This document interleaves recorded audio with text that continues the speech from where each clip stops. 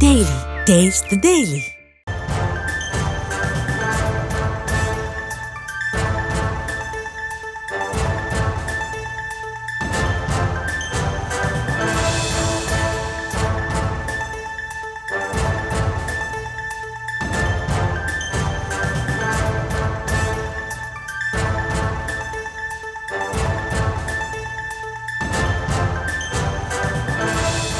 செய்தியை பார்த்து வருகிறோம். தவேக கட்சி கொடியில் யானை சின்னத்தை பயன்படுத்த தடை விதிக்க கோரி பகுஜன் சமாஜ் கட்சி சார்பில் தாக்கல் செய்யப்பட்ட இடைக்கால மனு ஜூலை 3ஆம் தேதி உத்தரவு பிறப்பிக்கப்படும் என்று சென்னை உரிமையியல் நீதிமன்றம் தகவல் தெரிவித்திருக்கிறது. அது குறித்தான அண்மை செய்தியை பார்த்து வருகிறோம்.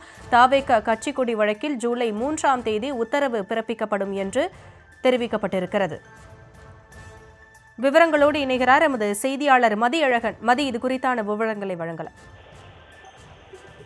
தவேக கட்சி கொடியில் யானை சின்னத்தை பயன்படுத்தி தடை விதிக்க வேண்டும் என பகுஜன் சமாஜ் கட்சியினுடைய தமிழக பொதுச் செயலாளர் பெரியார் அன்பன் என்கிற இளங்கோவன் சென்னை முதலாவது உரிமையியல் நீதிமன்றத்தில் மனு தாக்கல் செய்திருந்தார். மேலும் அதே மனுவில் யானை சின்னத்தை பயன்படுத்தி தவேகாவுக்கு இடைக்கால தடை விதிக்க வேண்டும் என்றும் ஒரு இடைக்கால மனுவும் தாக்கல் செய்யப்பட்டிருந்தது.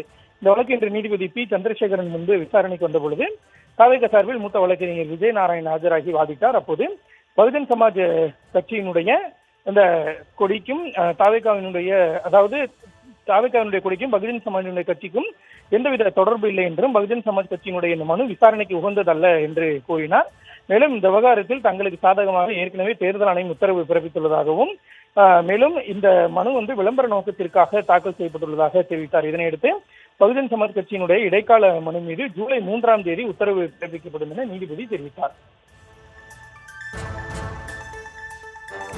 விவரங்களுக்கு நன்றி மதியழகன். Taste the Daily.